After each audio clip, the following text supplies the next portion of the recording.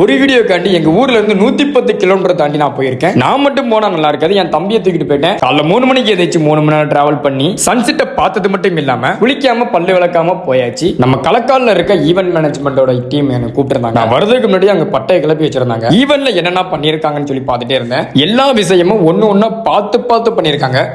அம்மா கலக்காடுல அப்படின்னு சொல்லிடுவாளா.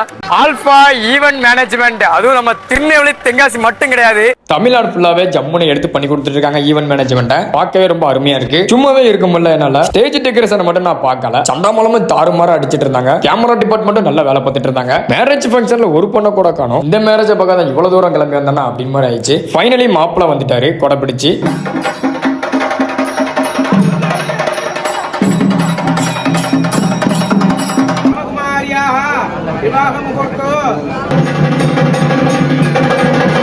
இந்த ஒரு மேரேஜ்ல பேச வேண்டிய ஒரு விஷயம் என்னன்னா, ரொம்ப கிராண்டா கம்மி பட்ஜெட்ல முடிச்சிருக்காங்க. கச்சேரி எல்லாம் 8,000 புக் பண்ணிருக்காங்க. என்னடா இப்படி இருக்குன்னு கேக்குறீங்க? ஆமாங்க, ஊனமுச்சவர் தான் அவரு. ஆனா அவரோட பொண்ணை வச்சு இந்த கச்சேரியை ஃபுல்லா ரன் பண்ணிட்டு இருக்காராம்.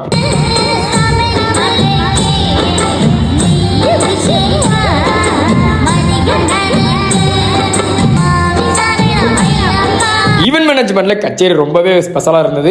அந்த கான்டாக்ட் நம்பரை பாருங்க, அதை நீங்க நோட் பண்ணி இவரை புக் பண்ணிக்கோங்க. ஃபைனலி பந்தியில போய் உட்காந்துட்டு ஒரு குடி பிடிச்சிட்டு அந்த ஈவென்ட் மேனேஜ்மெண்ட்டை சக்சஸ் பண்ணிட்டு நம்ம ஓட்டி கிளம்பிட்டோம்.